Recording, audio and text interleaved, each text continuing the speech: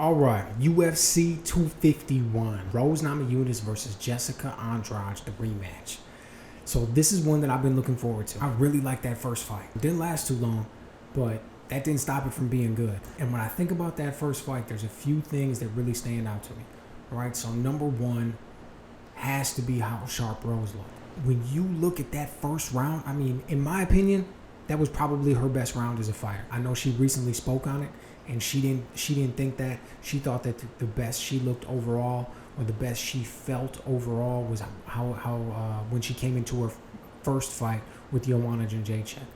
But when I just, from the outside looking in, when I look at that performance of that first round in that Jessica Andrade fight, that was through the roof. She was so sharp, so quick. Everything she did was on point. She was just there, 100%.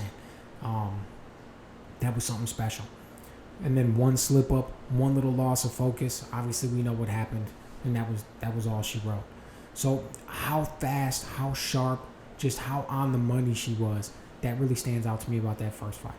The second thing that stands out is Jessica Andrade's performance, right? The good and the bad. Number one, she did not look great at all. She was getting lit up constantly.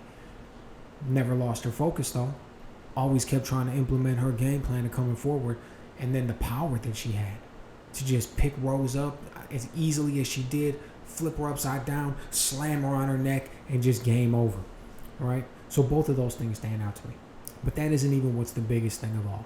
The biggest thing that stands out to me about that fight was in the post-fight speech. Rose Namajunas right in the octagon afterwards, where she said, something to the effect of, "It's a big weight off my shoulders. The pressure's lifted." It kind of that it felt good. It was a relief, and she felt relieved.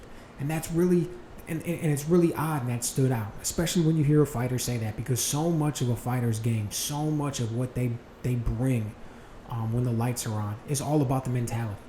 It's all about their mindset when they come in. If they really believe, if they're incredibly confident, that's going to show. If you're a little bit unsure, if you don't know how things are going to go, if you're slightly intimidated, if you have any doubt about your performance, about the other person's performance, about anything, if your mind is a little bit off track because you're not 100% focused, all of that stuff shows up. Every single bit of it. It's impossible to hide. There's an old saying, and it's who you are is truly going to come out in the ring. There's nowhere to hide. And it really does. It really means a lot. So I heard that statement. Obviously, that really stood out, and it made me really start to question where Rose was at mentally and what that meant going forward. So I wasn't surprised when she took all that time off before she was coming back. That was a huge layoff. It was going to be almost a year or about a year or something like that when she was originally going to come back. Obviously, the COVID pandemic and her losing a couple relatives, that changed things, pushed it back even a little bit further, but it was already a significant amount of time off. So when she signed, when she signed up for the next fight, I'm looking at it. Now I'm looking at it again. I'm thinking about it. And she gave this interview with Ariel Helwani. And it was a long one. It was like 25 or 30 minutes or something like that. She gave it just this last week. And it was phenomenal. It was phenomenal because it answered all the questions that I was asking. Everything that I wanted to see, she showed it in that interview. She spoke about how she rekindled her love for MMA. She talked about where she lost her way a little bit. She was funny. She said, she goes, "I was 26 and I kind of, I was becoming an adult and it kind of hit me hard." She's like, "I was getting pulled in a lot of different directions." And I can imagine the responsibilities, not only the responsibilities of life and things that come with that, which is a lot for everybody, but then on top of it, you're talking about the responsibilities of being the UFC champ. The media obligations, how many different people are pulling at you in all those different directions. I mean, that's a lot. That's a lot for anybody. Now you're talking about a 25-year-old, 26-year-old, 27-year-old. I mean, right now, today, she's still only 28. That's a lot. All it takes at that highest level is just the littlest bit. You slip up the little bit.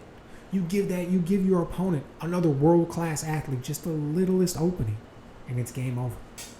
So she came in and she talked about all the right things in this interview, about just how she's much more focused and recentered.